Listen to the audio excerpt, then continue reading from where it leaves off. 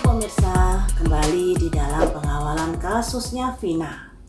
Dari beberapa prediksi saya, yang terakhir adalah prediksi tentang pra peradilan, di mana harapan kita semua Peggy Setiawan bisa dibebaskan. Tapi dari hasil pra peradilan melalui prediksi saya saat itu adalah masih ruwet, ya, masih panjang ceritanya.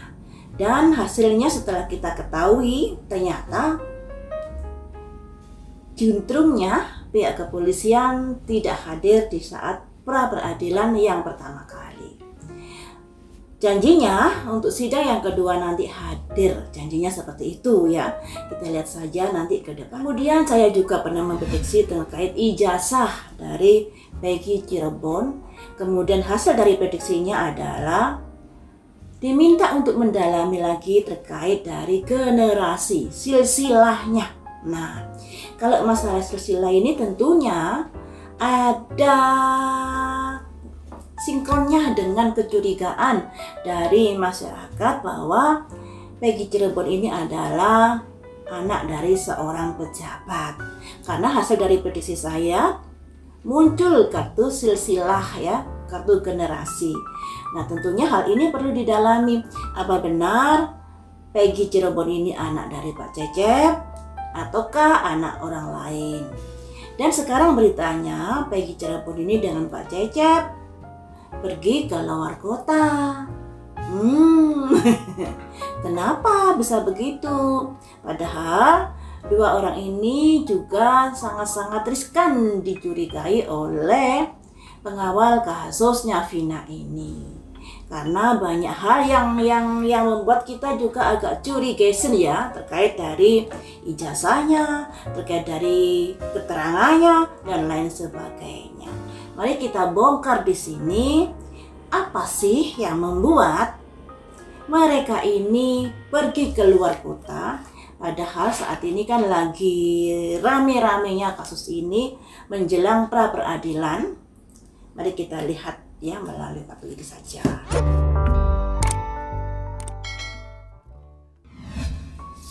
Apa yang membuat mereka pergi ke luar kota? Takutkah?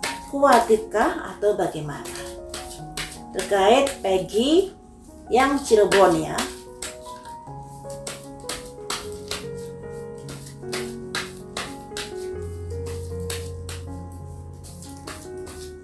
Apa yang membuatmu pergi ke luar kota? Respondensi, kekhawatiran, keputusasaan, kecemasan.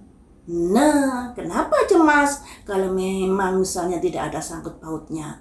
Kenapa putus asa? Kalau memang tidak ada sangkut pautnya. Ada apa yang ada di dalam pikiranmu? Mengapa kamu cemas? Mengapa kamu gelisah? Karena maafkanlah. Kenapa mesti minta maaf? Andai kata tidak bersalah, kenapa? Mengapa kamu harus minta maaf di sini? Mengapa? Karena adanya pertumbuhan, perkembangan masalah ini yang ternyata juga mencurigai dia. Jadi jawabannya seperti ini. Mengapa dia pergi ke luar kota? Karena ada kekhawatiran yang dia rasakan, kecemasan yang dia rasakan terkait dari perkembangan kasus ini. Yang lebih menyoroti dia.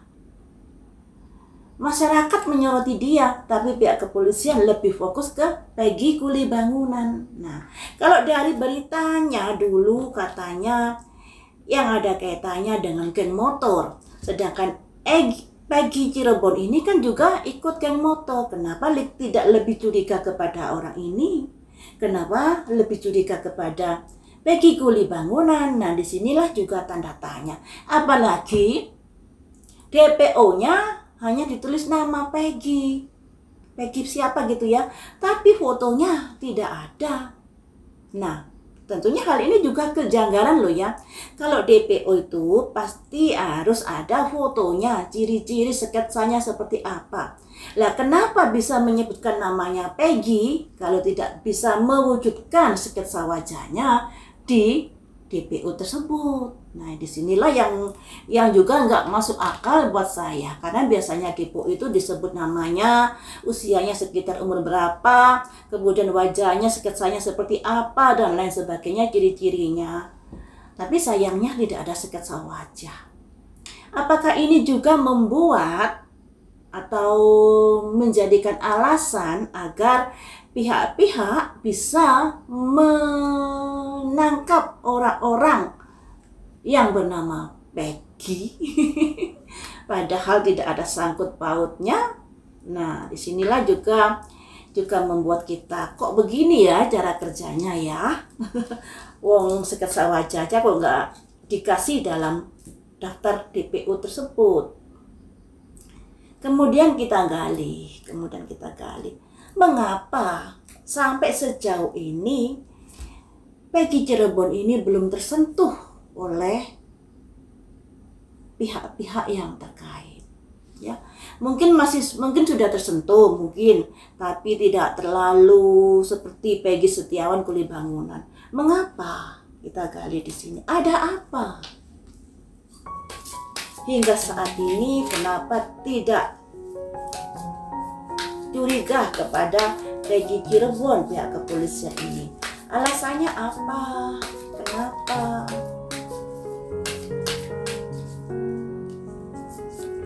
Alasannya despair, keputusasaan juga di sini ternyata.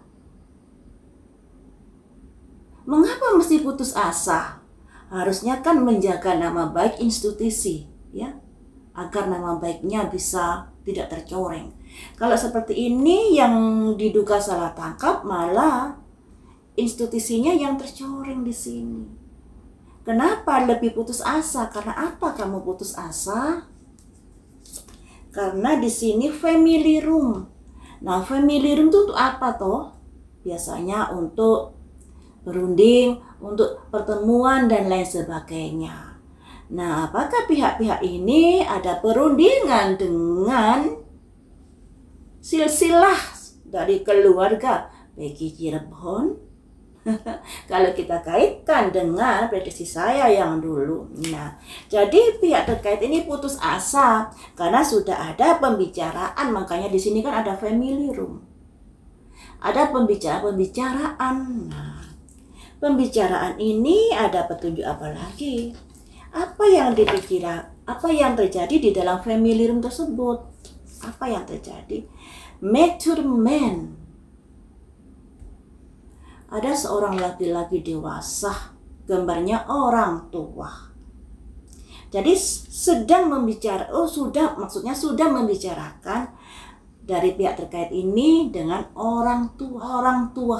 Nah, membicarakan apakah pihak terkait dengan orang tua ini sampai pihak terkait ini sampai putus asa saat ini atau sampai judek memikirkan perkaranya Vina ini? Ada korsip. Nah, korsip ini dilambangkan seorang laki dan perempuan. Nah, seorang laki dan perempuan ini bisa juga diartikan adanya sebuah hubungan antara pihak terkait dengan seorang laki-laki ini tadi. Hubungan kerjasama bisa jadi seperti itu. Ya. Untuk kepentingan siapakah kerjasama itu? Untuk kepentingan siapakah kerjasama itu? Ada message teman-teman, ada surat. Ternyata begini, dua orang ini kerjasama, ada pesan-pesan. Nah, ada pesan kan di lambangnya ini, lambangnya di sini ada message, ada pesan, ada surat. Ada pesan-pesan dari orang tua ini kepada pihak-pihak terkait. Kita gali dari kartu yang mana ya? Kartu yang ini. Pesan-pesan apakah itu? Pesan-pesan apakah itu? pesan-pesan victim. Victim artinya korban. Pesan-pesan untuk mengorbankan. Nah, ini jelentrehnya kok ya. Alur ceritanya kok sama dengan kenyataan yang terjadi ya saat ini ya teman-teman. Jadi mengorbankan seseorang ini sudah sebagai pesanan dari laki-laki dewasa ini tadi, laki-laki sukses ini tadi. Nah, jadi ya kalau kita padukan dengan prediksi saya yang dulu bahwa Egi Cirebon ini ada kaitannya dengan kartu generasi, kartu silsilah ya, mungkin ya perlu kita dalami lagi, apalagi masyarakat juga sudah ada insting ke arah sana, tentunya perlu didalami, benar nggak sih anak ini terlibat atau tidak. Kalau tidak terlibat, mengapa kabur? Ya, mengapa dia pergi ke luar kota? Padahal saat ini saat-saat yang genting di dalam pengawalan kasusnya Vina ini, itu yang membuat kita tanda tanya. Ternyata ada kekhawatiran-kekhawatiran sebab masalah ini sudah berkembang biak, sudah meluas. Kalau kemarin-kemarin ini pihak polisi lebih gercep ke Peggy Setiawan Kulibangunan yang ternyata victim ini ya, korban ini. Nah, masyarakatnya lebih cenderung ke Peggy Cirebon karena di awal-awal berita bahwa kasus ini ada kaitannya dengan geng motor. Kenapa Peggy geng motor ini tidak didalami penyelidikannya, lebih ke Peggy yang kuli bangunan yang banyak saksi kala itu dia di Bandung. Juga ada percakapan dengan temannya di tanggal kejadian bahwa dia juga berada di Bandung. Nah, tentunya hal ini juga kenapa pihak terkait ini bersikukuh untuk menangkap Peggy Setiawan ini. Karena apa? Ya karena sudah ada pesanan ini tadi untuk mengorbankan. Tujuannya untuk menggantikan posisi dari si pelaku yang sesungguhnya, ya. Nah, jadi seperti itu teman-teman. Untuk Peggy Cirebon ini pasti sebenarnya harus diperiksa secara lebih dalam lagi karena banyak sekali kejanggalan-kejanggalan yang ada pada dirinya. Tapi tetap kita mengedepankan asas praduga tidak bersalah. Makanya perlu diperiksa agar kita juga paham, juga tahu oh ini terlibat atau tidak dan lain sebagainya.